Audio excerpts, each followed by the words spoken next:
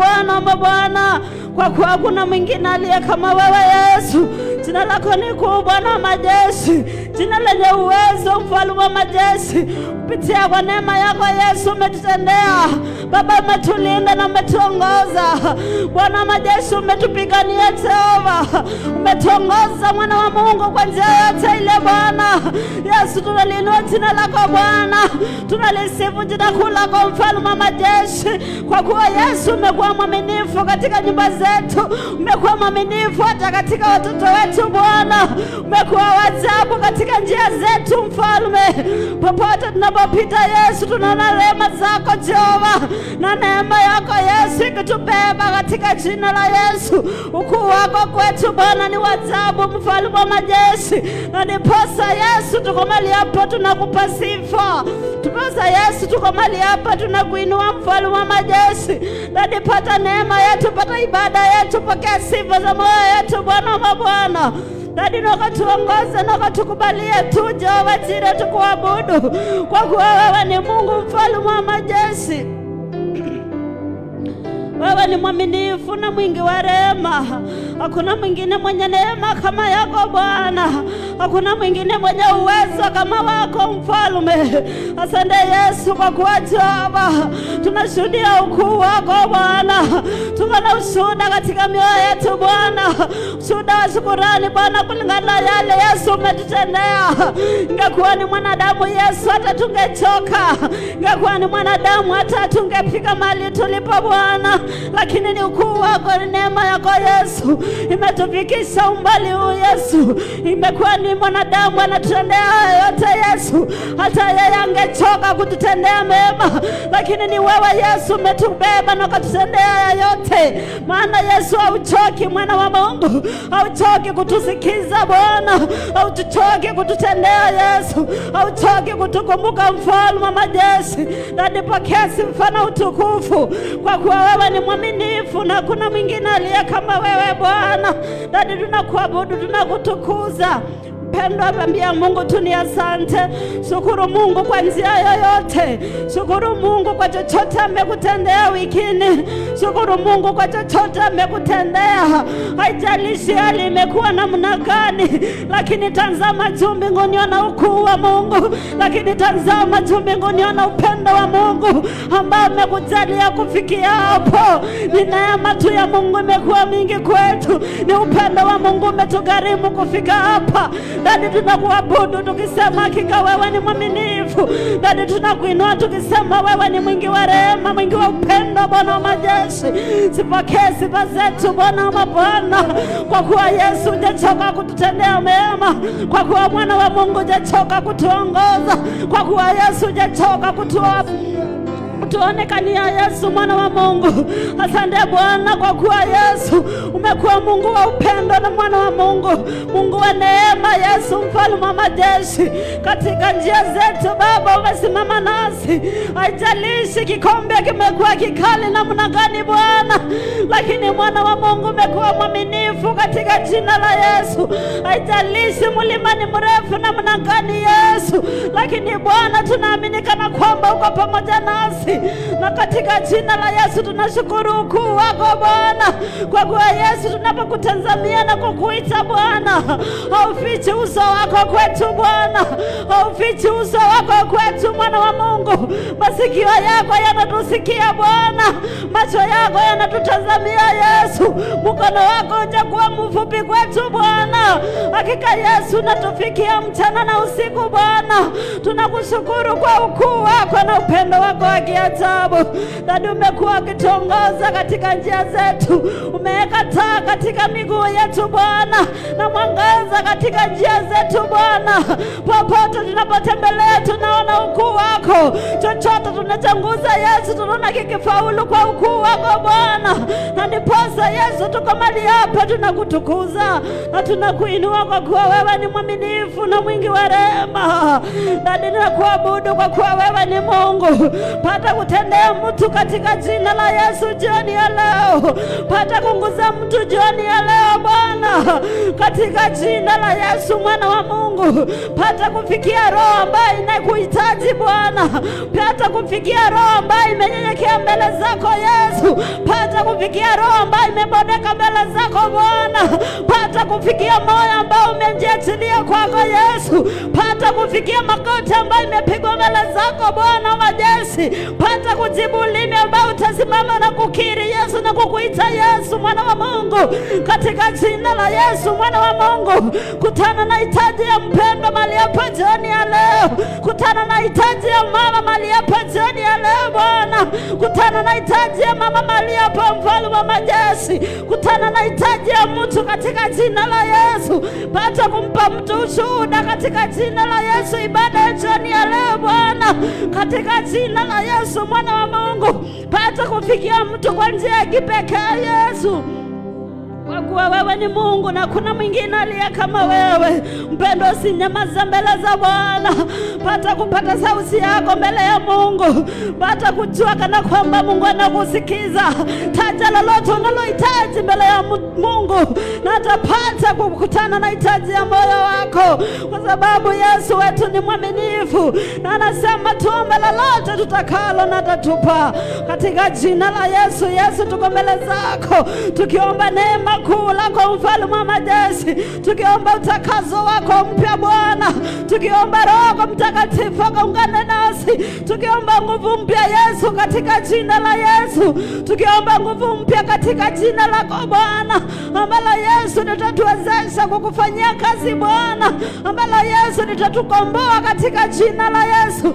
Komboa mtu jioni ya leo Bwana mabwana, kutana na moyo uliochoka Bwana mabwana, kutana na moyo uliochoka Mungu ishia milele, pata kuweka neno nyipya katika jina la Yesu, pata kuweka mafuta mabichi Mungu ishia milele katika jina la Yesu mwana wa Mungu, pata kunguza mikono ambayo inauma katika jina la Yesu, pata kukutana na miguu ambayo inauma Mungu ishia milele, mwaga neema yako ya uponyaji katika jina la Yesu Mungu ishia milele. Wewe ni neema Mungu wa ajabu, wewe ni daktari wa madaktari Bwana, wewe ni Mungu usiyeshindwa Bwana mabwana, wewe ni Mungu unayeona sirini Bwana na kujibu hadharani katika jina la Yesu. Kutana na mahitaji ya mioyo yetu sirini Bwana katika jina la Yesu na kujibu kwa wazi katika jina la Yesu. Mungu ajabu, nyamazisha sauti inaongea kinyume nasi katika jina la Yesu, sauti inaongea kinyume na watumishi wako, sauti inaongea kinyume na wateule wako Bwana, nyamazisha hiyo sauti katika jina la Yesu, na sauti yako ikasikike Bwana, mafuta yako ikasikike Yesu, upendo wako kajidhihirisha kwa watu wako Bwana, upendo wako kajidhihirisha kwa watu wako mfalme, kwa kuwa wewe ni mwaminifu na mwingi wa rehema Yesu, wewe ni muweza waweza mfalme, wewe ni Mungu usiyeshindwa, Mungu ajabu. Umesema Yesu tubisha na utatufungulia, umesema Bwana tubisha kwako mfalme ajabu. Tazama Yesu, tumesimama mbele zako, tazama mioyo yetu Bwana imebondeka mbele zako, tazama Yesu mioyo yako imejiachilia mbele zako, tazama moyo wa mtu bali hapo umenyenyekea kwako, tazama macho yetu imejaa machozi, sitama mioyo yetu imejaa tena huruma Bwana. Bwana tumechoka kulia bure Yesu, macho yetu imechoka kutoa machozi kila wakati, mioyo yetu imechoka kulia bure Yesu, pata kuturumia jioni ya leo Bwana, pata kukutana na hitaji ya mtu mfalme wa majeshi, kwa kuwa wewe ni Mungu unayejibu katika jina la Yesu, kwa kuwa wewe ni Mungu unayebadilisha hali, kwa kuwa wewe ni Mungu unayebadilisha hali, badilisha hali katika jina la Yesu. Wewe ni Mungu unayebadilisha majina, haijalishi wametupa majina aina gani Bwana, lakini Yesu tunasikiza sauti yako, tunasikiza upako wako Bwana, hatusikizi majina yao Bwana, tunaangalia jina lako Bwana ambaye umetupa, hadi ukapata kutupa jina mpya jioni ya leo katika jina la Yesu mwana wa Mungu, ukatupe jina mpya Mungu usiyeshindwa katika jina la Yesu mwana wa Mungu, ukabadilisha hali iliyo ngumu kwetu Bwana na kuweka hali ya neema yako mfalme wa majeshi, kwa kuwa wewe ni Mungu wa majeshi, kwa kuwa wewe ni Mungu wa huruma Bwana. Umesema utatuacha Baba yangu, umesema utatembea nasi Mungu wa jeshi. Tunajua Yesu kwa pamoja nasi, mwana wa Mungu. Tunahakika Yesu umeunganika pamoja nasi Bwana. Basi Baba yangu, kubali maombi yetu, kubali maombi yetu Bwana jioni ya leo, katika jina la Yesu mwana wa Mungu. Kutana na hitaji ya mpendwa Masia Mungu milele, katika jina la Yesu mfalme wa majeshi. Wewe ni Mungu usiyeshindwa Bwana. Wewe ni Mungu usiyefananishwa wala kulinganishwa Bwana wa majeshi. Dadi, ukakumbuke hata kazi ya mikono yetu Bwana. Ukakumbuke kazi ya mikono yetu Bwana. Uliposema utabariki kazi ya mikono yetu Yesu, ikapata kubarikiwa na wewe Bwana. Ukabariki kazi ya mikono yetu Bwana, katika jina la Yesu mwana wa Mungu. Ukatupe kazi ambayo tutaweza kufanya na mikono yetu Yesu. Niposa Yesu ukapata kubariki hiyo kazi Bwana. Kama tuna kazi basi Yesu utabariki nini? Basi kama Yesu hatuna kazi utabariki nini ya mikono yetu? Ukatupe kazi ili Yesu ukabariki kazi ya mikono yetu Bwana. Ukafungue milango iliyofungwa katika jina la Yesu. Ukafungue milango ya mafanikio katika jina la Yesu. Ukafungue milango ya neema yako mfalme wa majeshi, kwa kuwa wewe ni Mungu na kuna mwingine aliye kama wewe Bwana. Katika jina la Yesu, wewe ni mwaminifu, ambaye hauchelewi, unatenda kwa wakati Bwana, ambaye hauchelewi, unatenda kwa wakati wako Yesu. Tunaamini kana kwamba Yesu utaenda kututendea Bwana. Tunaamini kana kwamba utaenda kufungua milango Bwana. Tunaamini kana kwamba utaenda kufungua hata mipaka Yesu ya baraka zetu, ya neema zetu, katika jina la Yesu mwana wa Mungu aliye hai. Baba, fungua neema yako kwa jina la Yesu. Ondoa aibu mbele ya watu wako Bwana. Ondoa aibu ndogo ndogo katika jina la Yesu. Mtumishi wako asipate aibu Bwana. Mtumishi wako Baba aliye na moyo na badaka mbele zako asipokee aibu, bali apokee kibali kutoka kwako Bwana. Jehova, ukaonekana na ukamtendee wema katika jina la Yesu. Tendea mtu wema Bwana. Tendea mtu ukuu wako katika jina la Yesu. Mungu wangu, kainuliwa na ukatukuzwa, kwa kuwa wewe ni mwaminifu. Ukapokea sifa kwa kuwa wewe unatenda wema katika jina la Yesu mwana wa Mungu. Bariki njia zetu, bariki menendo yetu Bwana. Matendo yetu Bwana ikakupendeza katika jina la Yesu. Njia zetu zikakupendeza Bwana mabwana. Tunaweza kuwa tunafanya mambo Yesu, tunakuwa Yesu, tunaweza kuwa tunaenda Baba kinyume na mapenzi yako mfalme. Tufunze kutembelea katika njia zako Bwana. Tufunze kutenda kulingana na ukuu wako na mapenzi yako Bwana. Tufunze hata kuongea Bwana mabwana. Wengine tunaongea lakini labda maneno yetu hayapendezi mbele zako. Hayabariki ukuu wako Bwana. Tufunze hata kuongea mbele zako mfalme. Tutende wema kwa kuwa wewe ni Mungu. Kuna roho ya kukataliwa katika jina la Yesu. Kuna roho ya kukataliwa Mungu milele. Tunasimama jioni ya leo Bwana na kuvunja roho ya kukataliwa katikati yetu Bwana, na kuvunja roho ya kukataliwa katikati ya mpendwa Mungu milele. Tunavunja roho ya rejection, Almighty King of Glory. Tunakataa roho ya kukataliwa Bwana. Tunavunja roho ya kukataliwa Yesu. Tunavunja madhabahu ya kukataliwa Bwana katika jina la Yesu Bwana wa Bwana. Tunaomba Yesu ukatukubali kwanza, ukatukubali mfalme wa majeshi, ili Yesu mwana wa Mungu mfalme wa majeshi, popote tutakapoenda Yesu, chochote tutakachohitaji mbele zako kikubalike. Popote tutakapoenda Baba tukakubalike.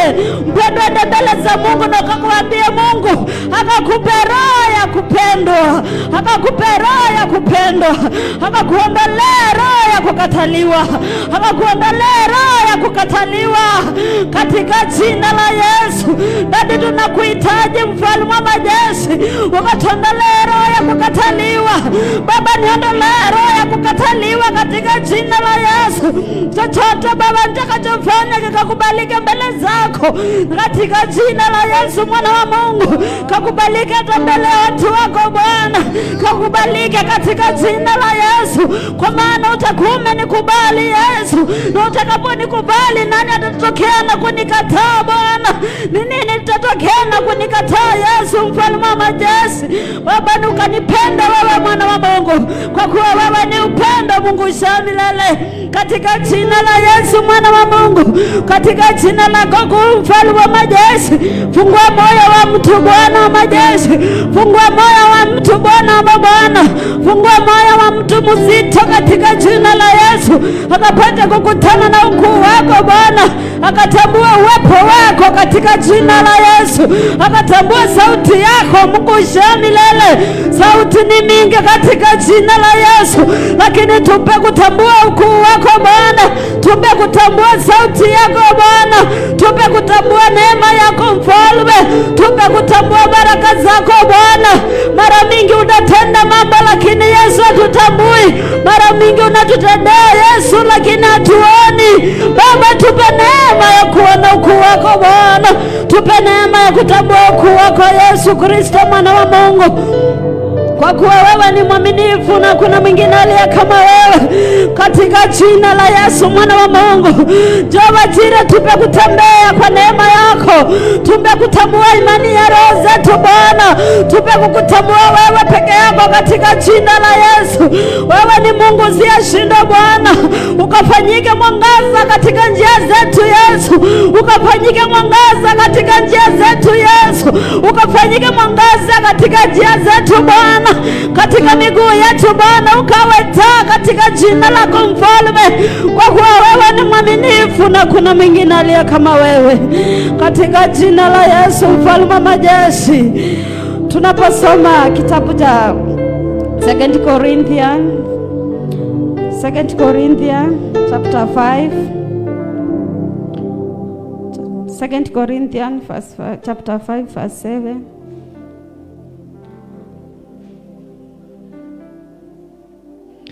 inasema, kwa maana twaenenda kwa imani si kwa kuona tu. Tunaenenda kwa imani si kwa kuona tu. Tukisoma Psalms 119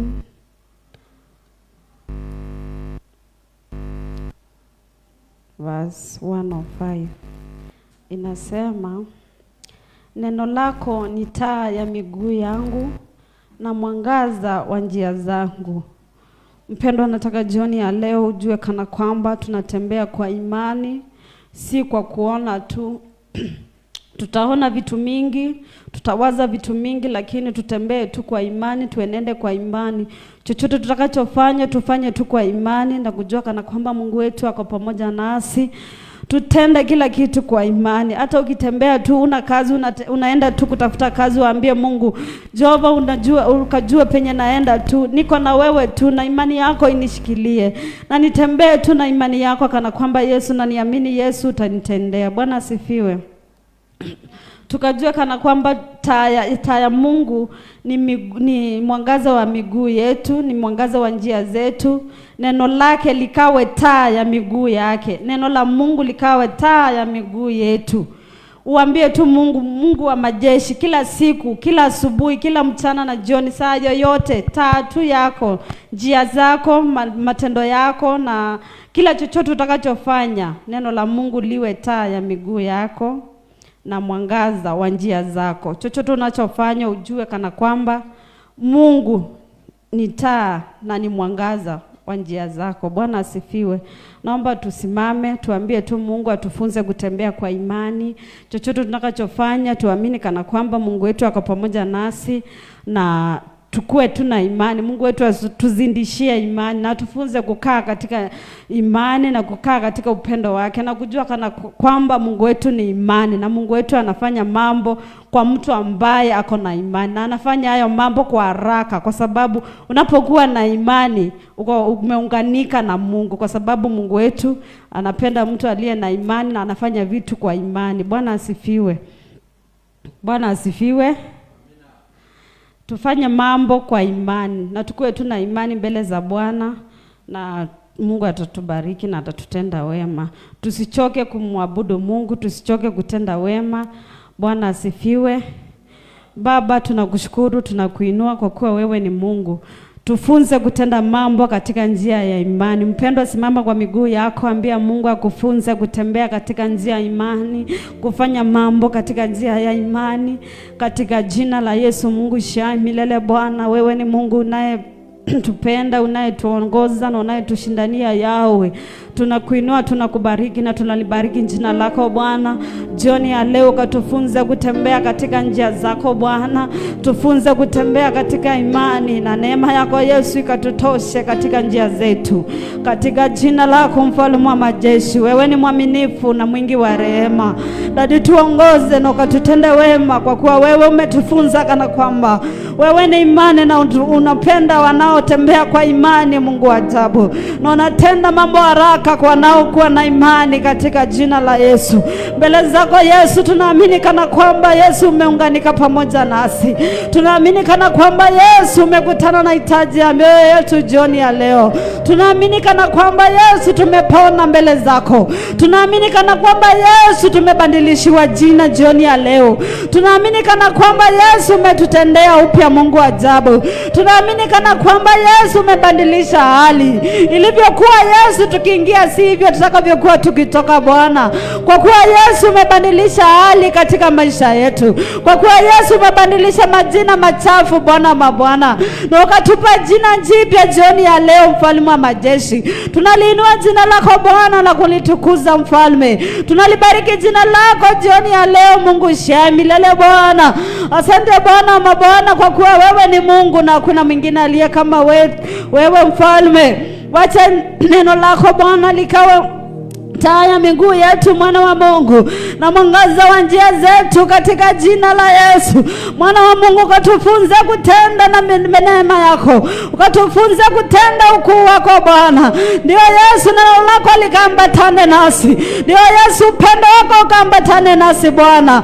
Popote tutakapoenda Yesu, tunajua kana kwamba neno lako ni taa ya miguu yetu Bwana, na neema ya miguu yetu Mfalme ajabu, na mwangaza wa njia zetu Mfalme ajabu. Hatutaogopa kwa kuwa Yesu uko pamoja nasi. Hatutaogopa kama, kwa kuwa Yesu uko pamoja nasi. Na umeamua Yesu kutembea nasi na kutumulikia Bwana, kuliko na giza Yesu katia mwangaza, katika jina la Yesu. Mambo ambayo yameshindikana kwa mtu Baba, ukamnepe neema ya kuona kana kwamba kwako kila jambo linawezekana. Mfalme wa majeshi, kwako kila jambo linawezekana. Mwana wa Mungu, kwako kila jambo linawezekana. Mfalme wa falme, kwako kila jambo linawezekana. Mungu usiyeshindwa, kwako kila jambo linawezekana. Mwana wa Mungu, haijalishi ni jambo aina gani, haijalishi ni nini na kusumbua mpendwa, naomba ukaamini jioni ya leo kana kwamba kila kitu inawezekana mbele za Bwana. Naomba ukaamini kana kwamba kila kitu inawezekana mbele za Yesu. Mwana wa Mungu, tunaomba Yesu Mfalme wa majeshi, ukatuwezesha kutenda mambo ya ajabu mbele zako, ukatuwezesha kutenda ukuu wako Mfalme wa majeshi, ukatuwezesha kufanya neema yako Mfalme wa majeshi, ukatuwezesha kufanya ukuu wako Mungu shia milele, ukatuwezesha kufanya mambo yanayokupendeza Bwana, ukatuwezesha kufanya vitu ambazo sitakupendeza, ukatufunza kuongea mambo ambayo yatakupendeza Yesu, ukatufunza Baba kufanya vitu ambazo zitakupendeza Bwana mabwana, kwa kuwa wewe ni Mungu wa majeshi, kwa kuwa wewe ni Mungu usiyeshindwa Bwana, kwa kuwa wewe ni mwaminifu na mwingi wa rehema. Baba, nilikungoja kwa upendo, nilikungoja kwa neema Yesu, na ukanitendea Mfalme wa majeshi. Nipe ushuhuda Mfalme mbele zako, mpe mtu ushuhuda jioni ya leo Yesu, mpe mtu ushuhuda katika jina la Yesu, akasimame na kushuhudia ukuu wako Bwana. Tutendee wema kwa kuwa wewe ni mwaminifu. Nguza tumbo la mtu Bwana Mfalme wa majeshi, nguza tumbo la mtu Baba Mungu shia milele. Ondoa uchungu katika jina la Yesu, uchungu sio wa kueleweka katika jina la Yesu. Kila roho sio yako katika jina la Yesu ndani yetu, ukaliondoa katika jina la Yesu. kila roho ambayo sio yako katika jina la Yesu Bwana, ninaomba ukaondoe katika jina la Yesu. Kila jambo isiyo yako ndani yetu Bwana, ninaomba ukaondoe katika jina lako, na ukaeke roho wako katika jina la Yesu. Ukaeke roho wako ndani ya mtu Bwana, ukaeke roho wako ndani ya mtu Yesu, katika jina la Yesu Mwana wa Mungu. Kwa kuwa wewe ni Mungu na kuna mwingine aliye kama wewe. Dadi, tuondolee roho ya magonjwa katika jina la Yesu. Tunaondoa roho ya magonjwa ndani yetu Bwana. Tunakataa roho ya magonjwa katika jina la Yesu. Tunakataa roho ya magonjwa katikati yetu Bwana. Tunakataa roho ya magonjwa katikati Yesu. Tunakataa roho ya magonjwa katika familia zetu. Tunakataa roho ya magonjwa katika familia zetu Bwana. Maroho ya kiukoo katika jina la Yesu. Magonjwa ya kiukoo katika jina la Yesu.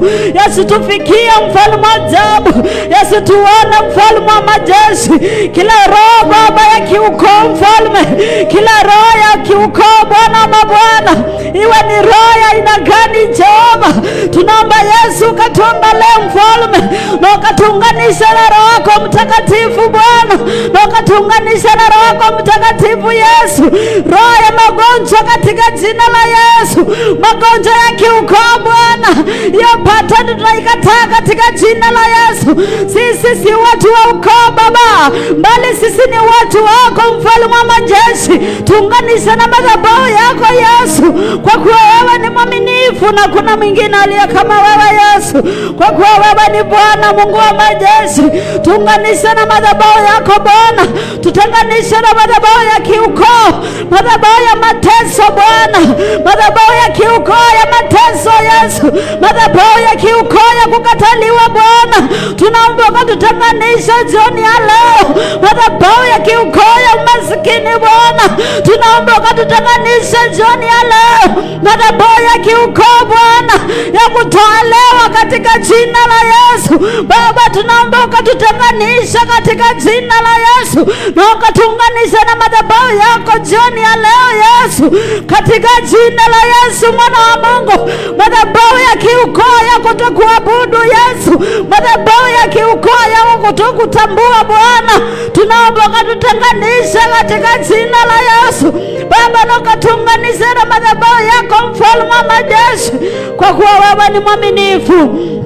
Na madhabahu yote yasiyo yako Bwana hayana nguvu juu ya mtu yeyote katika jina la Yesu. Madhabahu ya kiukoo hayana uhai ndani yetu Bwana. Madhabahu ya kiukoo hayana uhai ndani yetu mfalme, katika jina la Yesu Mwana wa Mungu aliye hai. Tutenganishe Bwana na tuokoe Bwana. Tunavunja hiyo madhabahu katika jina la Yesu jioni ya leo Baba. Tunakataa katika jina la Yesu madhabahu ya kiukoo Bwana, ya kifo cha mapema Bwana, tunakataa katika jina la Yesu jioni ya leo. Tunavunja kifo cha mapema katika jina la Yesu. Tunakataa kifo cha mapema Bwana. Tunakataa premature death in the mighty name of Jesus. Tunakataa kifo cha mapema. Mpendwa, ende mbele za Bwana, ambia Mungu unakataa kifo cha mapema jioni ya leo. Unakataa kifo cha mapema jioni ya leo. Unakataa kifo cha mapema jioni ya leo. Hata kama ni madhabahu ya kiukoo, hata kama ni madhabahu inayonena, hata kama ni madhabahu ya kiukoo inayonena, katika jina la Yesu tunavunja. Katika jina la Yesu tunakataa kifo cha mapema katika familia zetu, kifo cha mapema katika watoto wetu, kifo cha mapema katika wazazi wetu, katika jina la Yesu Mwana wa Mungu aliye hai. Dada, tunakuabudu, tunakuinua katika jina la Yesu. Baba yangu, katuondolee kifo cha mapema, kwa kuwa wewe ni Mungu na kuna mwingine aliye kama wewe. Wewe ni mwaminifu na mwingi wa rehema. Umesema Bwana mabwana, kuna madhabahu itaongea juu yako Bwana. Basi Yesu, pata kuongea kwa niaba ya maisha yetu, pata kuongea kwa niaba ya familia zetu Bwana, pata kuteta na wanaoteta nasi Yesu, pata kuteta na wanaoteta nasi Bwana, pata kuteta na wanaoteta nasi Bwana, pata kupigana na wanaopigana nasi Jehova. Umesema vita hivi si vyetu Baba, bali ni zako Mfalme wa majeshi. Pokea vita hizi Bwana wa majeshi, pigana hizi vita Bwana, kwa sababu ni vyako Bwana, kwa kuwa wewe ni Mungu Jehova. Sisi kama wanadamu hatuwezi, sisi kama wanadamu hatuwezi Bwana, sisi kama wanadamu hatuwezi Jehova. Baba wa majeshi, simama na kunena kwa niaba yetu Bwana, pata kusimama na kunena ni kwa niaba yetu Mfalme wa majeshi, katika jina la Yesu mwana wa Mungu. Tunajitenganisha na madamu za kiukoo, damu yoyote ya kiukoo inaongea kwa niaba ya maisha yetu, damu ya kiukoo inaongea kwa niaba ya watoto wetu, na tunakataa katika jina la Yesu na kuita damu yako Bwana majeshi. Damu ya msalaba ikanena ni kwa ajili ya maisha yetu, ndani ya msalaba ikanena ni kwa niaba ya watoto wetu Bwana, ndani ya damu ya msalaba ikanena ni kwa ajili ya ndoa zetu Bwana. Damu yako Yesu ikatuweke huru katika jina la Yesu. Baba, damu ya mbuzi haitaongea, damu ya kuku haitaongea kwa ajili ya maisha yetu, damu ya ng'ombe haitaongea kwa ajili ya maisha yetu Bwana, bali tutakiri kana kwamba damu yako Yesu itaenda kunena ukuu na uhai ndani ya maisha yetu Bwana, katika jina la Yesu mwana wa Mungu aliye hai. Baba, tutendee na tutendee wema, kwa kuwa wewe ni mwaminifu, kwa kuwa wewe unaweza Yesu, kwa kuwa wewe ni Mungu usiyeshindwa. Baba, tukabidhi kanisa hili mikononi mwako Baba, tunakabidhi kanisa mikononi mwako, tunaliinua kanisa hili mikononi mwako Yesu, tunaliinua nyumba hili Bwana ni lako Jehova, hekalu hili ni lako Yesu, tunakabidhi mikononi mwako katika jina la Yesu. Roho Mtakatifu akatawale milele katika nyumba yako. Roho Mtakatifu Bwana kanene katika nyumba yako Bwana. Roho Mtakatifu akawe kiongozi katika nyumba yako Yesu. Roho Mtakatifu akaongoze katika nyumba yako Bwana, katika jina la Yesu mwana wa Mungu. Sisi ni watu Yesu mwana wa Mungu, tunaweza ongea katika kanisa Bwana, lakini wacha Roho wako katuongoze katika jina la Yesu. Jinsi ya kuongea Yesu, Roho Mtakatifu akatuongoze jinsi ya kutenda mambo Bwana wa majeshi. Roho Mtakatifu katika nyumba lako akaongoze katika jina la Yesu, kwa kuwa hii ni nyumba yako Mfalme wa majeshi, kwa kuwa hii ni nyumba takatifu lako Mfalme. Tutakaze kwa damu ya Yesu mwana wa Mungu tunapoingia katika hekalu lako Bwana, ukatukubali katika jina la Yesu, ukatusafisha upya Bwana wa mabwana. Utakubali mara tena Bwana, kubali mara tena katika nyumba yako Bwana, nikubali tena katika nyumba yako Bwana, niite mwana katika nyumba yako Bwana wa mabwana, nipone katika nyumba yako Yesu mwana wa Mungu. Hapa ndipo mahali Yesu naweza kuja kukulilia na kukuita Bwana. Yesu, ninapokuja hapa na kukutafuta Baba, nikapatana nawe kwa haraka na upesi katika jina la Yesu. Nisikawie kukuona Bwana wa mabwana, nisikawie kuona ukuu wako Mfalme, nisikawie kuona matendo yako ya kiajabu katika maisha yangu Bwana wa mabwana, katika nyumba yangu, katika jina la Yesu. Mungu wa jeshi mwana wa Mungu katawale. Nimekuja kwa nyumba yako Bwana, sijaenda kwa mganga Bwana, sijaenda kukutafuta kwa wachawi, nimekuja Baba kutafuta ukuu wako mahali hapa. Basi Yesu, nikapatana na ukuu wako Mfalme, nikapatana na mapenzi yako Bwana, nikapatana na ukuu wako Mfalme, nikapatana na upendo wako Mungu wangu, nikapatana na mapenzi yako Bwana, nikapatana na rehema zako, nikapatana na huruma zako Yesu, katika jina la Yesu. Nisikuja mali hapa Bwana na nikaibika Bwana.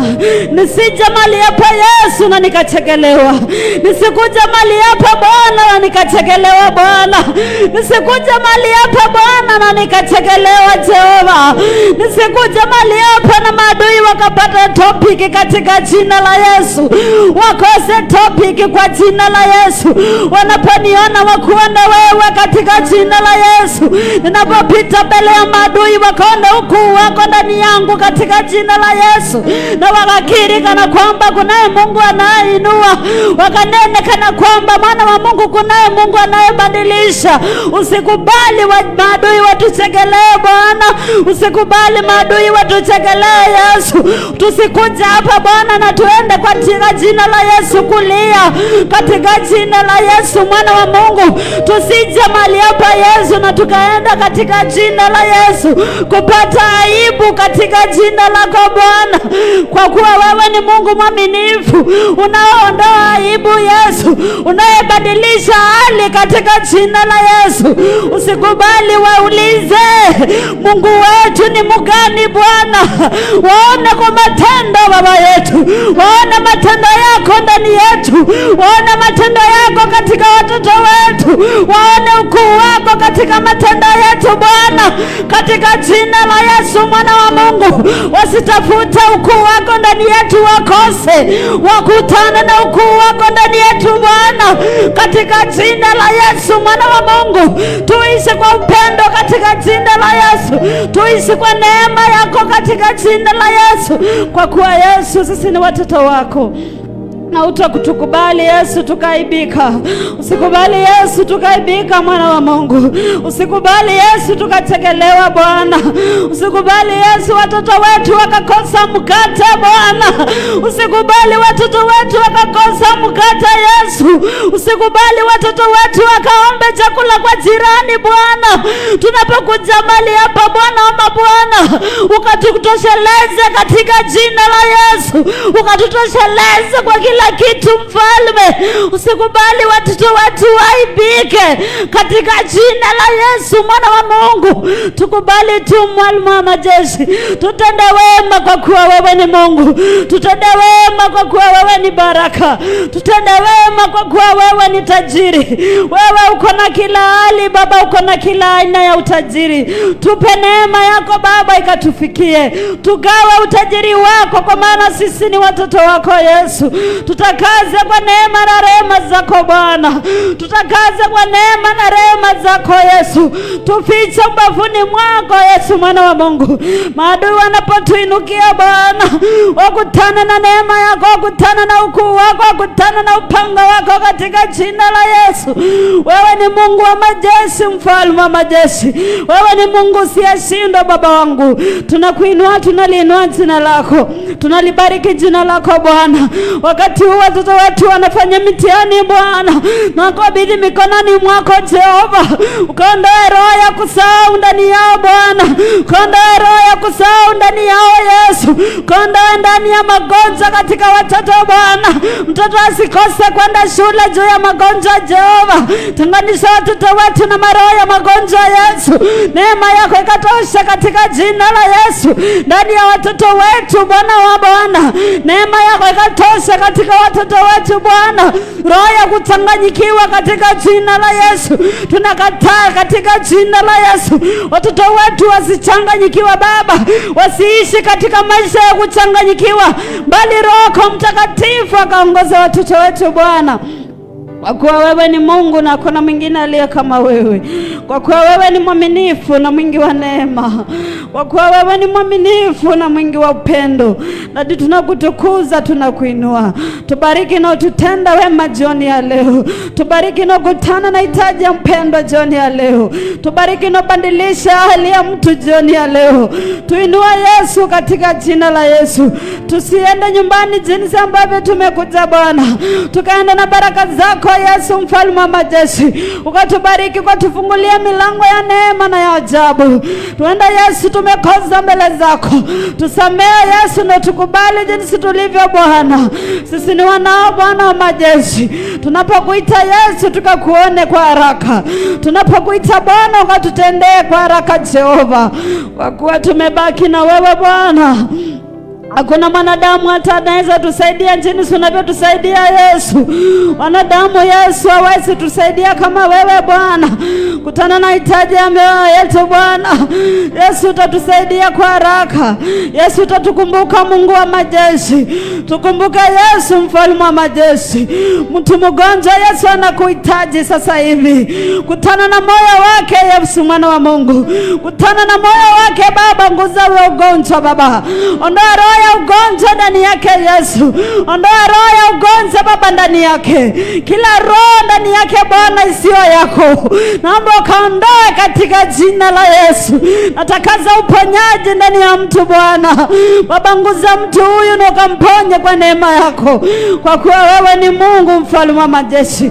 Tunalibariki jina lako jioni ya leo, kwa kuwa wewe ni mwaminifu na mwingi wa rehema. Ani katika jina la Yesu tunaomba na kushukuru. Nakaribisha mhubiri wa jioni ya leo. Tumpigie makofi anapokuja.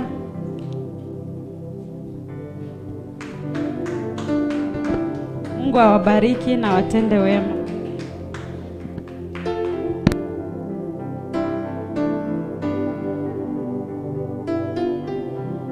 Amen. Bwana Yesu asifiwe. Ningependa nikukaribishe mara tena kwenye siku yetu ya 17 ya kufunga na kuomba, wakati ambapo tunaenda kumtafuta Mungu zaidi. Ni kwa maana kwetu katika mfungo wetu wa leo ni kwa ajili ya kumtafuta Mungu zaidi. Bwana Yesu apewe sifa. Salimia aliye karibu na wewe, mwambie karibu, tunaenda kupenya zaidi. Ni kwa maana kuna tumaini. Mahali ambapo tumefika, ule umbali tumetoka na mahali tumefika, hakika kuna tumaini. Nataka niendeleze kidogo kile ambacho tulikuwa tunajifundisha, na kabla tuingie kwenye neno ya siku ya leo, ningependa nikaribishe wale ambao wako madhabahuni, wale ambao wanatufuatilia kwa njia ya mtandao. Ningependa niwakaribishe kwa wakati mwingine wa kumega mkate, na pia ningependa nishukuru wazazi wa haya madhabahu kwa kuniaminia kutumika jioni ya leo. Mungu wa uzima awabariki. Ile mada ambayo tunaendelea nayo ni breaking family evil patterns, zile patterns ambazo ni ofu katika familia za kwetu. Na jana tukawa tunafundishwa na tukaambiwa, kama wewe si mateka wa zile pattern, ama kama wewe si mateka wa ile maovu, wewe uko vitani, unaendelea kupigana ukaweze kuondoa familia ya kwenu kutoka kwenye zile vifungo na zile vita. Jinsi ambavyo tulikuwa tunasoma jana, kuna mstari tuliurudia sana jana katika kitabu cha Lamentation chapter 5 verse number 7. Inasema ya kwamba our forefathers sinned and they are no more, and therefore we bear their iniquities. Ya kwamba mababa zetu walitenda maovu na sasa hivi hawako tena, lakini sisi tunahesabika kwenye zile dhambi ambazo walitenda. Ni sawa tukuwa tumezaliwa, ni sawa tukuwa tumekuja kwenye uso wa dunia, lakini kile ambacho tunaelezwa pale ni ya kwamba tulihusika. Bwana Yesu apewe sifa. Tuende katika kitabu cha Waebrania kifungu cha 7 mstari wa 8. Hebrews chapter 7. Ni kuelezea ya kwamba ulihusika namna gani. Hebrews chapter number 7 verse 8, tukiteremka pale. Here mortal men receive tithes, but there he receives them, of whom is witness that he lives. Even Levi, who receives tithe, paid tithe through Abraham, so to speak. For he was still in the loins of his father when Melchizedek met him. Maandiko inatuambia ya kwamba ni sawa Levi alitoa fungu la 10 ama alihusika katika kutoa ile fungu la 10 wakati baba yake Ibrahimu aliweza kukutana na Melkizedeki na kutoa ile fungu la 10, ya kwamba uzao wake Levi ambao ni mwana wa Yakobo alikuwa bado hajazaliwa, na labda hata Isaka hakuwa amezaliwa, ni kwa maana Isaka ndiye baba wa Yakobo. Lakini kile tunaelewa ni ya kwamba wajukuu wa Ibrahimu, mmoja wao akiwa ni familia ya ukuhani ambao wanajiita wana wa Lawi, walihusika kutoa ile fungu la 10, na ndio maana wanaweza wakapokea ile fungu la 10. Bwana Yesu apewe sifa. Kwa hivyo ikiwa Ibrahimu aliweza kutoa fungu la 10 na wajukuu wakaweza kutoa ile fungu la 10 wakiwa bado kwenye viuno hawajaweza kuzaliwa, wakaweza kuhusika katika ile jambo, ndio inamaanisha ya kwamba ikiwa wazazi wetu walitenda maovu, ni sawa hatukuwa tumezaliwa, ni sawa hatukuwa kwenye uso wa dunia, lakini maandiko inatuambia ya kwamba pale tuliweza kuhusika. Ezekiel chapter number 18 verse 2 inatuambia ya kwamba na wazazi wakakula zile zabibu ambazo zimetiwa chachu, ya kwamba our fathers ate sour grapes and the teeth of children were set on edge, ya kwamba mababu zetu walikula zile mazabibu ambazo zilikuwa zimechacha na meno ya watoto ikapata ile kufa ganzi. Kwa hivyo ikiwa wazazi waliweza kula zabibu na mimi sikuweza kuzikula, lakini nikiwa bado kwenye viuno, meno yangu iliadhirika na zile zabibu ambazo wamekula. Hiyo maandiko utaipata in the book of Jeremiah 31 verse 29 and in the book of Ezekiel chapter number 18 verse 2. Utaona ya kwamba wazazi wetu walihusika kukula zile zabibu na meno yetu ikaadhirika. Kwa hivyo hii inamaanishaje mpendwa? Ikiwa mababu zetu walihusika kusongesha mipaka, mimi nikiwa kwenye viuno ni sawa sikuwa nimezaliwa, lakini nimeandikiwa ama nimenakiliwa ya kwamba niliweza kusongesha mipaka hata ikiwa bado sikuwa nimezaliwa. Ni kwa maana kuna spiritual error ambao wazazi wetu walifanya, kuna ile evil ambao waliweza kutenda wakiwa pale na bado sijazaliwa, lakini ninahesabiwa katika mambo ya kirohoni ya kwamba nilihusika pale. Ikiwa mama yangu alioleka kama mke wa 3 wa 4 kuharibu familia ya wengine, mimi Mungu ananitazama na ananiona ya kwamba nilihusika kuvunja ile ndoa. Kumbe mpendo, ndio maana ndoa zetu haziwezi zikasimama, ni kwa maana wazazi wetu walihusika kuvunja ndoa za wengine. Wengine wetu tumetoka katika familia za uganga ambapo hata watu wangekujia madawa ni kwa ajili ya kuharibu familia za wengine, na wanapewa zile madawa kutoka katika familia kule ambako tumetoka, na hivyo tunahesabiwa ya kwamba tulisaidia hata wengine kuharibu mafamilia za wengine. Na ndio maandiko inatuambia ya kwamba wazazi walitenda maovu na zile dhambi tukabebeshwa. Bwana Yesu apewe sifa. Tuliambiwa mambo ni mawili jana. Niko mbioni na ng'ang'ana kupigana vita nikavunje kile ambacho kilipandwa, la sivyo mimi nimefungwa mateka pale na siwezi nikaelewa ni kipi ambacho kiliweza kufanyika. Lakini niko hapa nikuambie mpendwa, jioni ya leo, wakati haya mambo yanatokea katika familia, unapata kile ambacho ndugu yako anapitia ndicho ambacho unapitia, unapata kile babu yako alipitia bado ndicho unapitia. Kuna uwezekano ya kuwa kuna misingi iliweza kusimamishwa, lakini niko hapa nikuambia ya kwamba kuna suluhisho ni kwa ajili ya ile tatizo. Kuna suluhisho ni kwa ajili ya kutoa kile ambacho kiliweza kuwekwa pale. Ni kwa mfano niseme ya kwamba shosho yangu alikuwa ni mganga, akapokeza mama yangu kile kijiti. Nitasema hizi patterns zinapeanwa kama kile kijiti cha relay. Wakati wakimbiaji ama wakimbizi ama wakimbiaji wanakimbia zile mbio za relay za kupokezana kijiti, niko hapa niko na kijiti na kimbia nikapokeza yule ambaye anakingojea. Bwana Yesu apewe sifa. Shosho yangu akabeba kijiti ya uganga, na akakimbia akapokeza tuseme mama yangu, na mama yangu amekimbia akanipokeza kile kijiti. Mpendwa, niko hapa nikuambie ya kwamba amua kutoka kwa moyo wako. Ni sawa wazazi walipokezana na ikanifikia kwangu, lakini wakati inafika kwangu nitakiweka chini na nikachukua kitu cha dhamana nikapokeze watoto wangu, nisije nikawapokeza kile ambacho mababu walipokeza hata wazazi wangu. Sijui kama tunaelewa kile ambacho ninasema. Ni kwa maana hizi pattern zinakuja kama ako kakijiti ka relay.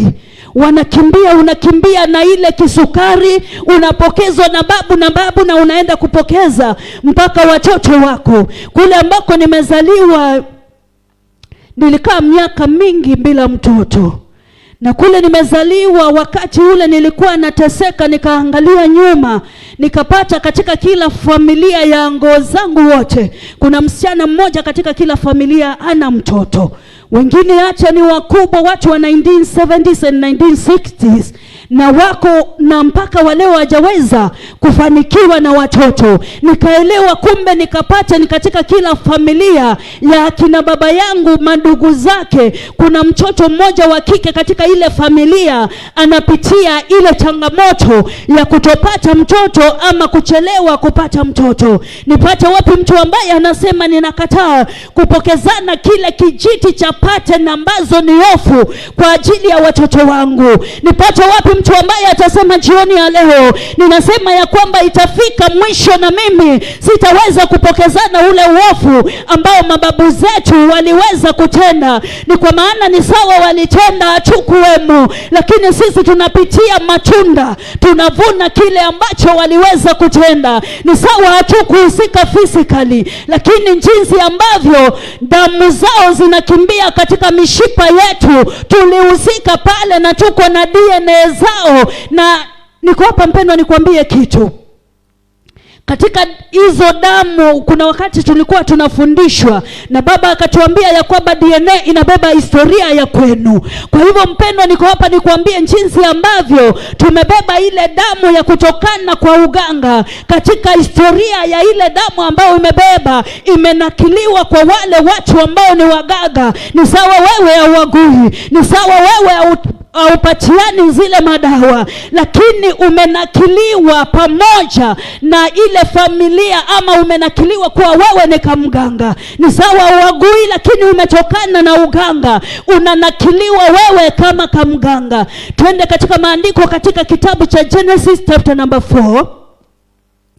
Kuna maandiko nilikuwa nasoma pale na nikaona kuhusu wazazi wetu wa kwanza, hii pepo ambayo inajiita polygamy, ama kuwa na wake wengi, ama kuwa na familia ya wake wengi, ambao ni tatizo. Ni sawa mababu zetu waliifurahia na wakaona ni kitu kizuri, lakini wale ambao tumetoka katika misingi za polygamy tunaweza tukasimama na kusema mababu zetu walitukosea, mababa zetu walitukosea kwa kuingiza hiki. Ni kwa maana wakati unasikia step brother, step sister, unasikia kunoa panga, kuna kapepo kanaamuka kwa akili yako, unaona familia hii ndio ilituzuia tusiweze kufika hapa. Ni kwa sababu mababu zetu walifungulia ile mlango ya polygamy, ukajikuta labda hujaweza kusoma, lakini ile familia ndogo waliingia na wakasomeshwa na wakakaa maisha mazuri. Kwa hivyo wakati utasikia hiyo step sister, ukisikia hiyo word step, unasikia kichwa kinaruka. Na ndio maana unaona hata watu wananoleana panga katika familia. Ni kwa maana mababu zetu kuna kamlango fulani waliweza kufungulia wakiona ni kitu kizuri. Kwa hivyo pale katika Genesis chapter number 4 tunaona ya kwamba mara ya kwanza, the first account of polygamy, ilitokana na familia ya Kaini. Cain the son of Adam. Kaini ndio katika kizazi chake tunaona akaunti ya kwanza ya hii kitu ambacho kinaitwa polygamy. Na niko hapa nikuambia ya kwamba wakati kunaingia polygamy katika familia, Ni sawa baba yako alikuwa na wake wawili, kanaweza kakatulia kwako, lakini katika watoto wako utakaona kakichipuka pale. Bwana Yesu apewe sifa. Ni kwa maana ule ni mti ambao ulipandwa katika familia, na mababu zetu walimwagilia maji, waliweza kuupruni vizuri, waliweza kuutunza, lakini tumesahau ya kwamba ule mti unaendelea na uko na mizizi. Kwa hivyo matunda tutayaona kwa zile vizazi ambazo zinakuja. Ni kwa maana ni pattern ofu ambayo inaitwa ni ya polygamy. In the book of Genesis chapter 4 verse 19. Chapter 4 verse 19. Then Lamech took for himself 2 wives. The name of one was Ada, and the name of the second was Zillah. Bwana Yesu apewe sifa.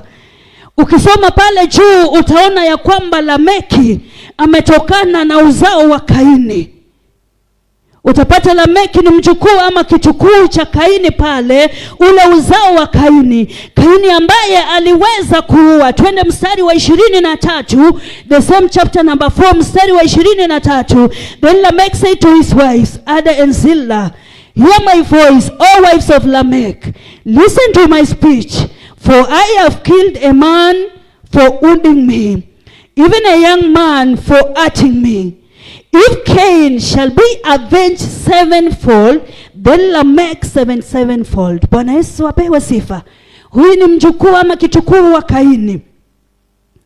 Ameingia katika misingi ya polygamy kama mtu wa kwanza ambaye mimi nimekutana na yeye pale Genesis mwanzo kabla tufikie Ibrahimu. Ninaona Lameki amechukua wake wawili ambaye anatokana na viuno vya Kaini. Lakini pale mstari wa 23 unatuambia ya kwamba anarudi na kuambia wake wake, na tazama nimemuua mtu. Jinsi ambavyo babu zake walifanya, Kaini aliweza kuua ndugu yake ni kwa sababu ya kuumizwa moyo, kwa sababu sadaka ya ndugu yake Abeli iliweza kukubalika, na ile ikaleta kidonda kwenye moyo wa Kaini, akaweza kumalizana na ndugu yake.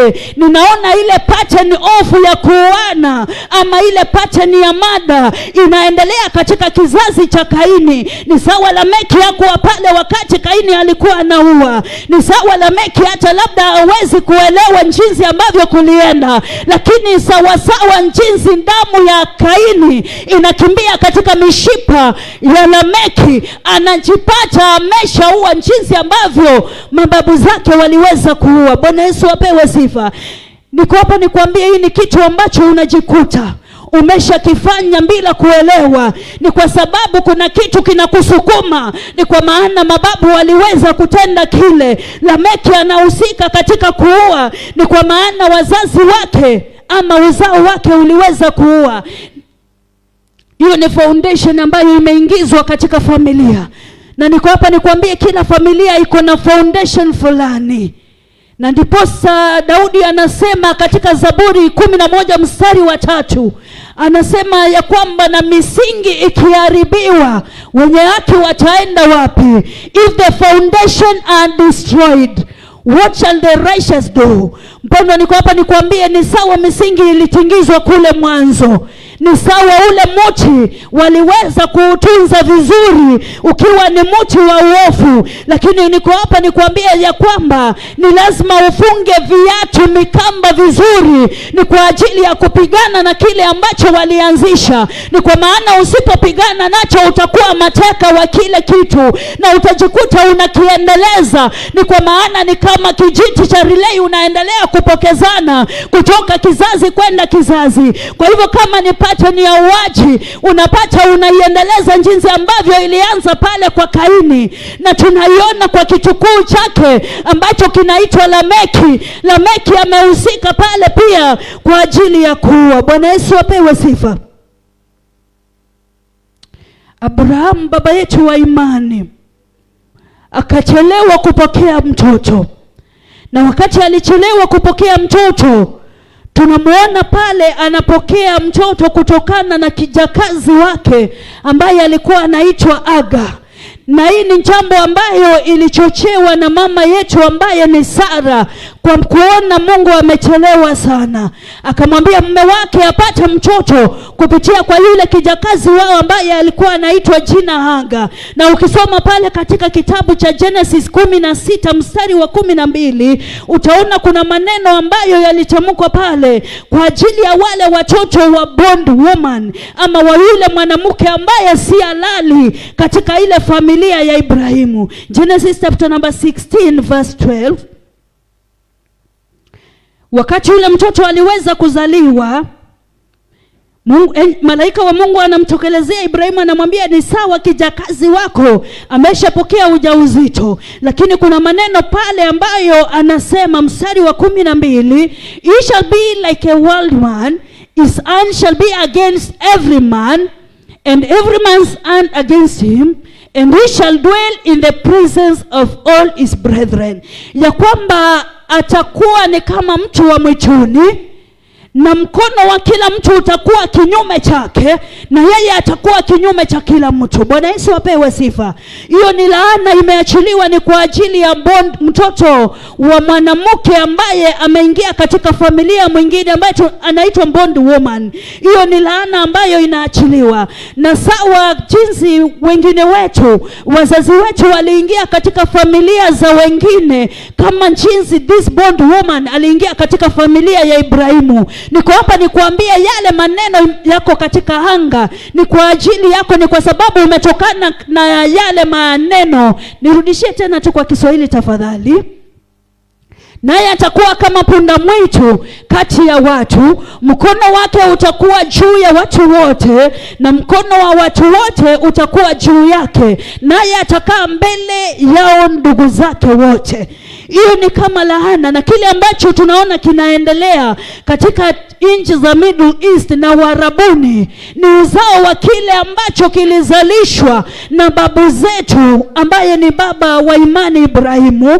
Ni kwa maana uzao wake ambao ni wa Ishmaeli unaendeleza zile vita, na ulimwengu mzima umekosa amani, ni kwa sababu kule kuna vita. Bwana Yesu apewe sifa. Na ndio maana Yeremia akiandika kitabu cha Lamentation anasema ya kwamba mababu walitenda, lakini hawako walipia zile dhambi. Kwa hivyo sisi tunalipia ule uovu wao. Bwana Yesu apewe sifa.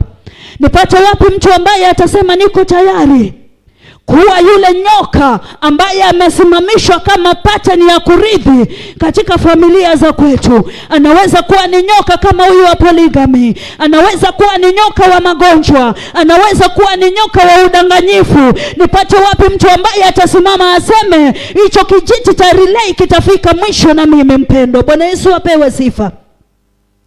In the book of Matthew chapter number 15 verse 13, Yesu anasema ya kwamba ule mti ambayo baba yangu, ama kile ambacho baba yangu hakupanda, ni wakati wa kung'olewa ama kitang'olewa. Kwa hivyo ule mti ambao ni wa polygamy ambao umepandwa katika familia zetu, ile miti ambayo ni ya kuasi ambayo imepandwa katika familia zetu, tunatangaza ya kwamba ni wakati wa mwisho, ni kwa maana imefika mwisho na sisi.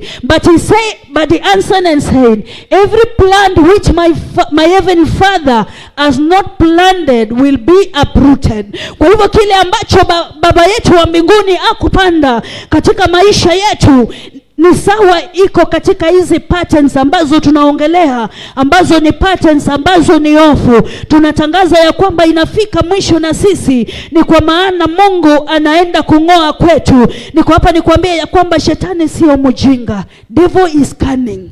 Shetani ni mwerefu sana.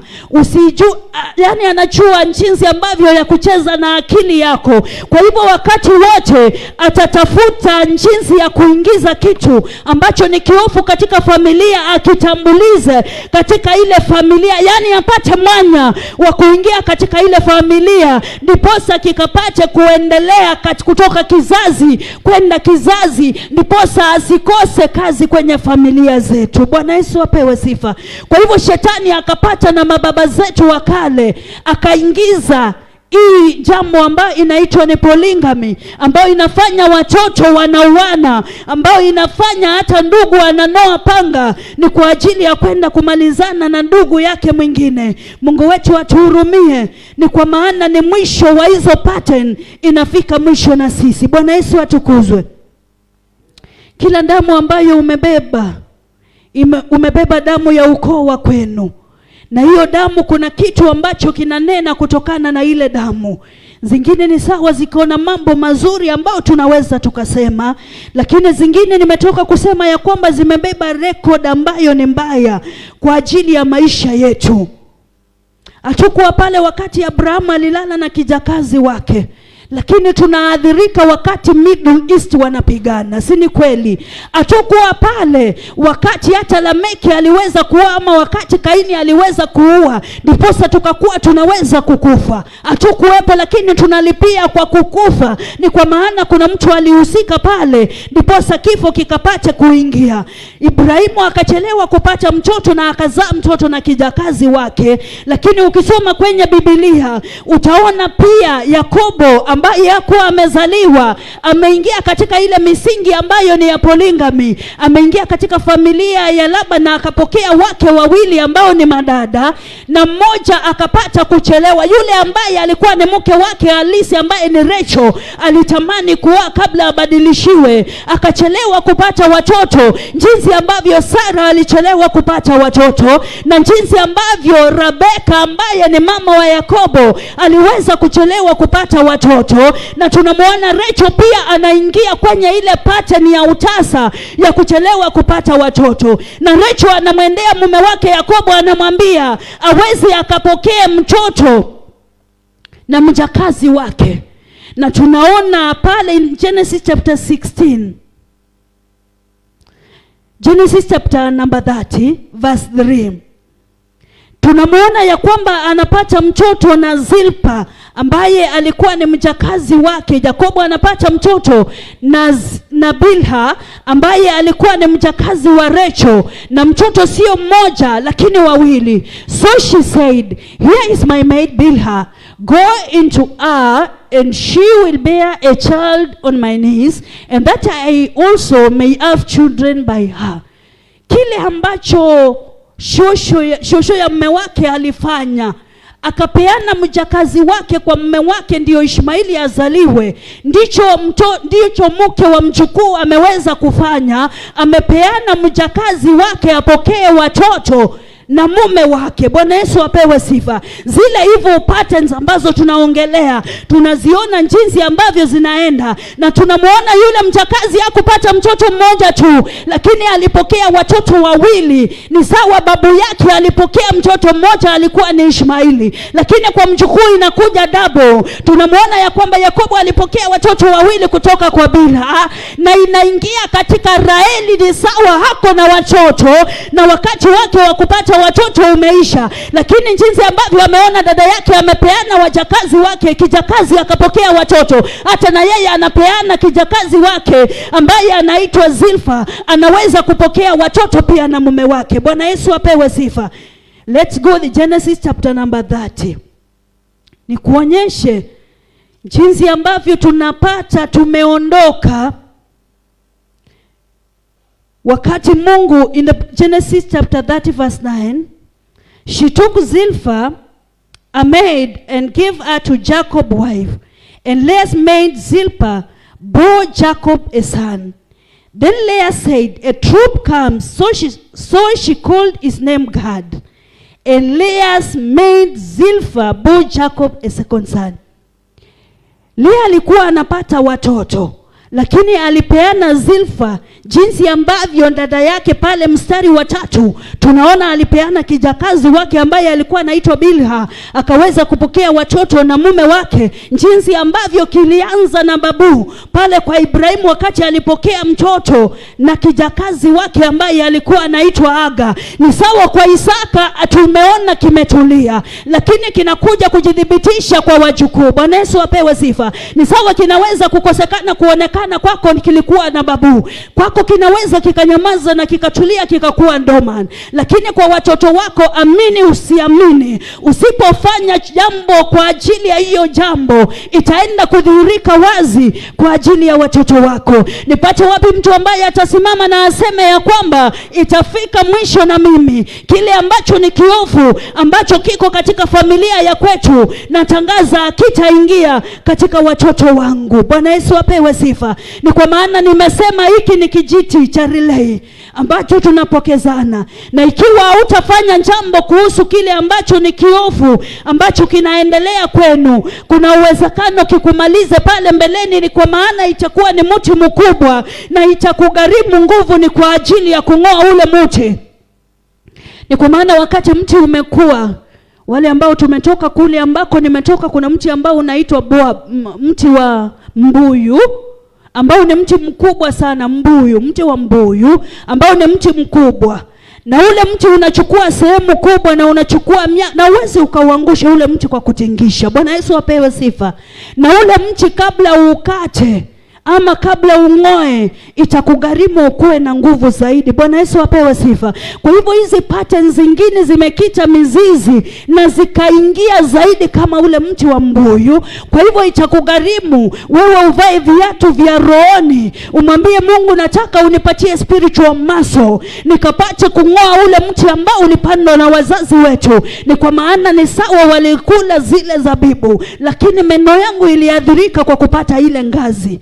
Bwana Yesu apewe sifa. Nipate wapi mtu ambaye atasimama jioni ya leo amwambie Mungu, ni sawa nimeelewa kilianzia na mababu zangu, ni sawa nimeelea kilianzia na akina shosho, lakini huu ni wakati wangu wa kuvunja ile pattern isije ikaendelea zaidi. Maandiko inatuambia katika kitabu cha Mwanzo 27 mstari wa 40 ya kwamba it is until you become restless, ya kwamba ni wakati ambapo mikono yako itapokea nguvu utaweza kuvunja nira. Kwa hivyo mpendwa, kabla ndiposa upate kuvunja nira ya zile pattern, itakugharimu mikono yako iwe yenye nguvu. Nitasoma kifungu cha mwisho. By your sword you shall live, and you shall serve your brother, and it shall come to pass when you become restless that you shall break his yoke from your neck. Huyu ni Esau, anaongeleshwa na baba yake baada ya kuibiwa baraka na ndugu yake mdogo ambaye ni Yakobo. Anamwambia it is until you become restless, it is until mikono yako ipokee nguvu ya kuweza kuangusha ile nira ambayo ndugu yako amekuwekea. It is until shingo yako inenepe zaidi ikuwa haiwezi kubeba ile yoke kwa shingo yako, ndiposa utapata kushinda yule ndugu yako. Na ndiposa Isaya anasema, Isaya 10:27 anasema ni kupitia kwa upako ambapo nira inaweza kuvunjika. Kwa hivyo mpendwa, kuna remedy. Ndio maana Isaya anafika mahali anachunguza, anaona ni sawa tumenena mengi na mengi imefanyika kulingana na hizi pattern, lakini itakugharimu mtu ambaye ako na nguvu kukushinda akusaidie kuvunja ile nira kupitia kwa upako. Tuweze kusimama kwa miguu yetu, tusongee mbele za Bwana. Ni kwa maana njia moja ya kuvunja zile pattern ni kumwendea Mungu kwa njia ya toba. Kwa dakika chache songea mbele za Bwana, mwambie Bwana, nimeelewa, ni sawa nilihusika kuharibu familia za wengine, ni sawa nilihusika katika kupotosha maisha ya watoto wa wengine, ni sawa nimehusika kwa kutenda kile ambacho sio haki, ikiwa nilihusika nikiwa bado kwenye viuno vya wazazi wangu. Niko hapa ninaomba msamahani kwa ajili ya mababa zangu. Tuko hapa tunakurudia kwa njia ya toba Bwana. Ni kwa maana tumeenda mbali na wewe, ni kwa maana tumekutenda mambo ambayo hayafai, ni kwa maana tumetenda mambo ambayo hayastahili kwako. Wengine wetu tumeharibu familia kupitia kwa waganga, wengine wetu Bwana tumeharibu maisha ya watoto wa wengine. Ni sawa wazazi walihusika, lakini maandiko inatuambia tulihusika hata sisi. Tunaanguka mbele zako Bwana, tusamehe. Tunaanguka mbele zako, tusamehe. Wengine wetu waliabudu miungu, ni sawa mababu waliabudu miungu. Wengine wetu hata wakati missionary walikuja kwenye familia zetu, ni sawa walikuwa wanaleta habari njema, lakini mababu zetu waliweza kuwakataa. Kumbe Bwana, wakati waliwakataa, kumbe hata mimi nilihusika kukukataa Bwana. Pendo, pasa sauti, mwambie Bwana, kumbe wakati mababu zangu waliweza kukataa, wale wahubiri ambao walileta habari njema kwetu, kumbe nilihusika kukukataa Bwana. Ninakurudia nisamehe, ninakurudia nisamehe Bwana. Kumbe nilihusika Jehova. Maandiko inatuambia ya kwamba katika kitabu cha Kutoka 20 ya kwamba wale ambao wanaabudu miungu mingine unafuatilisha ile ghadhabu mpaka kizazi cha 4 Bwana. Kumbe tulihusika, sisi ni kizazi cha 2, cha 3, hata labda cha 4. Na mababu waliabudu miungu, walienda kwenye mito na wakasimamisha madhabahu pale ya kuabudu miungu. Walienda chini ya miti wakasimamisha madhabahu pale, ni kwa ajili ya kuabudu miungu mingine. Kumbe Bwana, nilihusika. Kumbe nilihusika kuabudu miungu mingine. Kumbe nilihusika Bwana kusujudu miungu mingine. Ninaanguka kwako kwa njia ya toba. Nisamehe Bwana wangu, nisamehe Mfalme wa wafalme, nisamehe Bwana wa mabwana.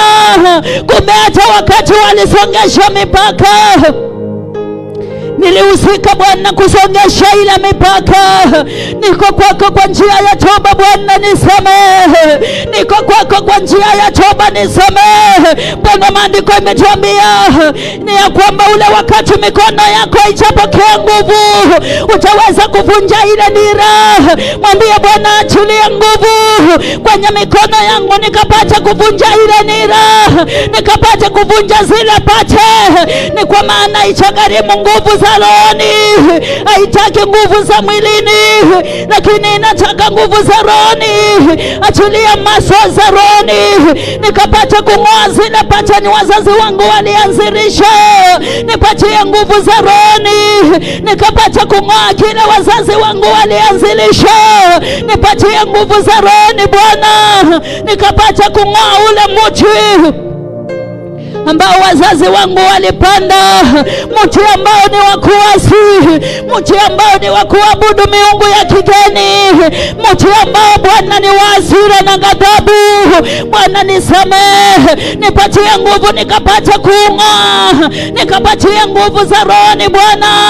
Achilia maswa za rohoni, nikapata kuvunja ile nira, kwa maana wewe ni Mungu ambaye haushindwi. Wewe ni Mungu ambaye ukuaminika, ni tabia yako. Kwa jina la Yesu na mtu aseme amina. Amina. Ni kwa sababu ya muda umeenda sana, tutaweza kuendelea siku ya kesho kuendelea kujifundisha kuhusu kuvunja zile pattern off katika familia za kwetu. Kwa hivyo wakati mwingine mara tena tunaenda kumwabudu Mungu kupitia kwa matoleo yetu. Baba na Mungu wetu, tazama tumeingia katika nyumba yako na tumebeba fungu, tumebeba zaka, tumebeba matoleo, ni kwa ajili ya kukuabudu. Tumekuja tukuabudu na mali yetu na vitu vyetu. Bwana, wakati tunakutolea, wacha zikafungulishe marango ya baraka zetu. Wacha wakati tunakutolea Bwana zikakanye muharibifu. Wacha wakati tunakutolea zikawe ni manukato mazuri mbele zako. Kwa jina la Yesu Kristo Bwana, pokea sadaka zetu. Kwa jina kuu ya Yesu tunaomba na kushukuru. Wale ambao tunalipa kwa njia ya M-Pesa, tunalipa pale, our paybill number iko pale, account number unaandika kama ni tithe ama ni offering.